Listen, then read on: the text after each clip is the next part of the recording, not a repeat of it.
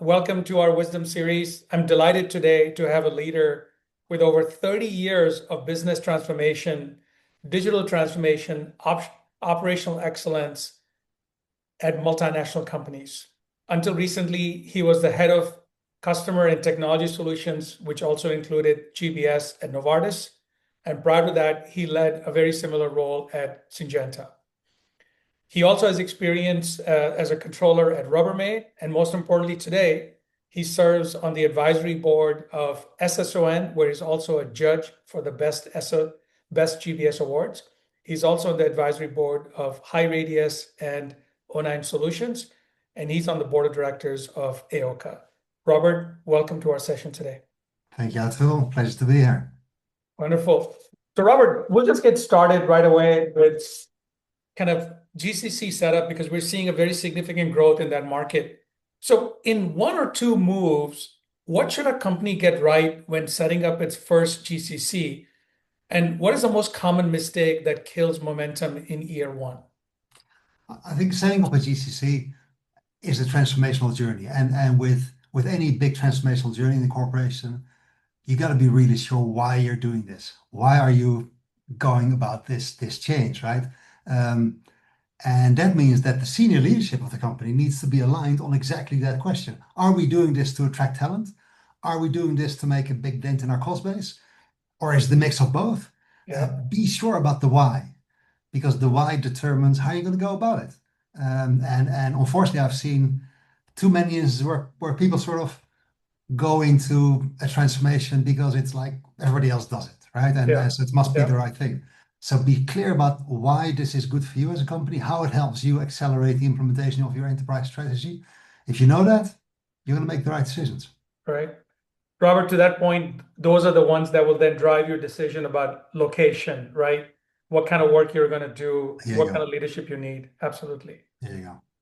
So Robert, what is the one shift in the GBS playbook over the last 18, 24 months that you see that leaders intellectually understand, but operationally they haven't acted on yet? What would that be?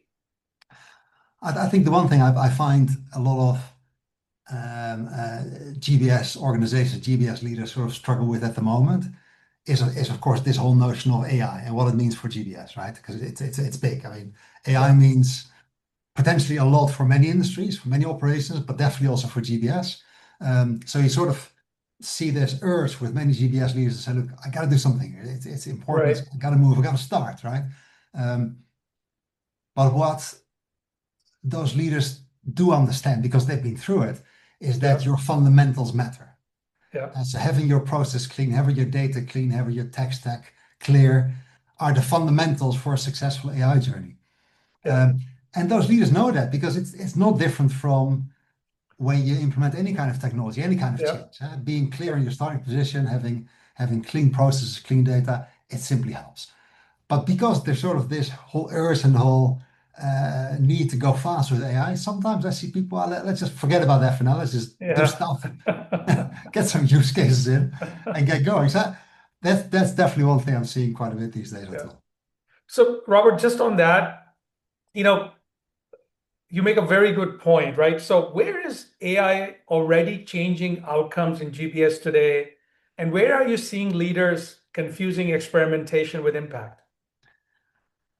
Look, I'm seeing loads and loads of really fantastic use cases across GBS of AI. The most obvious one that I'm sure we've all experienced as consumers as well is this whole business of chatbots. And AI is definitely making those chatbots a lot better, a lot better. Language better, understanding better, context better. So that's absolutely there. And you're seeing 30-40% productivity on the service desk on the back of it. So that's clear. That's where the LLMs are making their play, making their impact. But actually, the more profound things I'm seeing is where companies are using AI to look at the history of knowledge they have, for example, on incidents, on issues. And they're letting the AI learn on all those issues to do preventative and predictive work. And that's where you're actually not just making the operation more efficient, you make the experience more seamless because issues go away. Yeah. And so that whole preventative predictive play is something I've got quite a few examples I've come across now. I think, yeah, that's pretty cool. And Yeah. that's AI in really high value areas. Yeah. Robert, that's exactly where when I think about the future of the company that I'm leading, Aokah, I think of that, right? What can you prevent? Where can you be more resilient? That's right. So you talked about value when you were talking about initially, like, why are you doing that? So where are you seeing measurable enterprise value created by GBS today that boards actually care about, not just efficiency Yeah. metrics? Yeah. One of the mega trends, I would say, in the GBS industry is the move from the traditional back office functions, finance, HR, procurement, IT, into what I call business specific services. That move is big. It's playing all across the industry, and definitely the leading GBS teams are big time into providing business specific services. And then, of course, is something that company leaders care about because, for example, if as a GBS team you become really good in optimizing your supply chain for your enterprise, it matters. If you become really good in redesigning customer experience for your Yeah, enterprise, it really right. matters.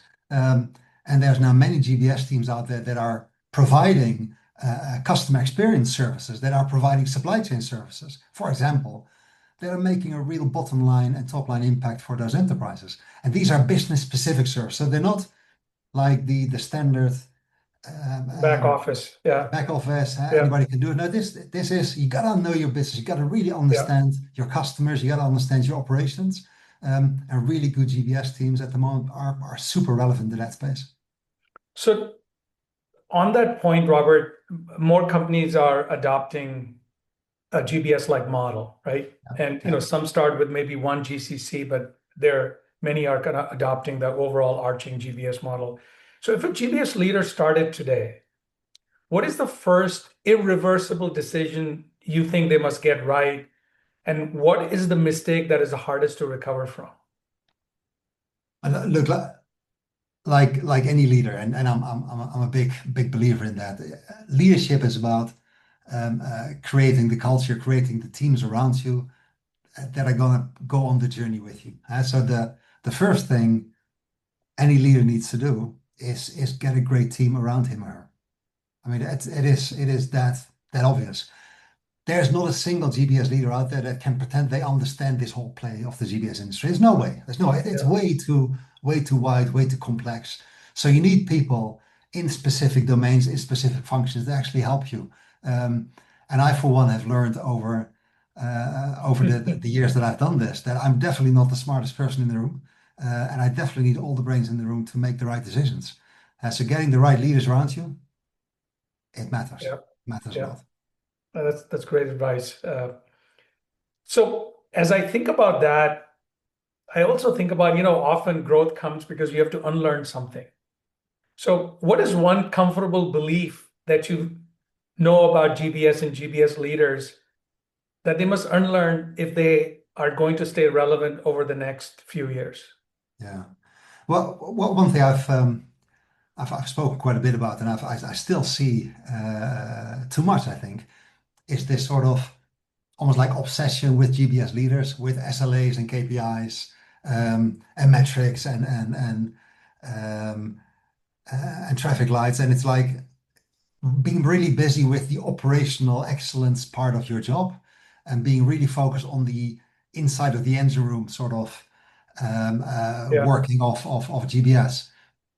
Which is explainable because many GBS leaders come from being a functional expert. They've grown up as an IT expert or as a finance expert, and they're real deep functional experts. They really love process, they love data, they love the nuts and bolts because that's why they're good at their job.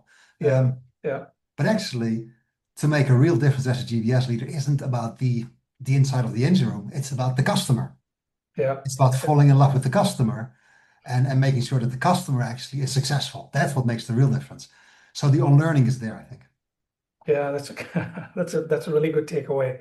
So, Robert, for my final question, if you had to leave GBS leaders with one thought they should act on this quarter, what would it be? Be bold, be bold. be courageous. Um, uh, Aim high in terms of what you and your GBS team can do for your enterprise. Don't hide, don't shelter away. Think about what is the biggest impact you can make for your enterprise, and how do you get there? Be bold. Yeah, stand up. I think you've given a lot of good takeaways in terms of focusing on the customer, be clear about your objectives, know why you're doing it. Don't get just wrapped up in operational metrics. And remember your customer. Robert, thank you so much for joining today, and I'm sure we'll have you back again on our another episode of this Wisdom series. Thank you. My pleasure. Thanks, Atul. Thank you.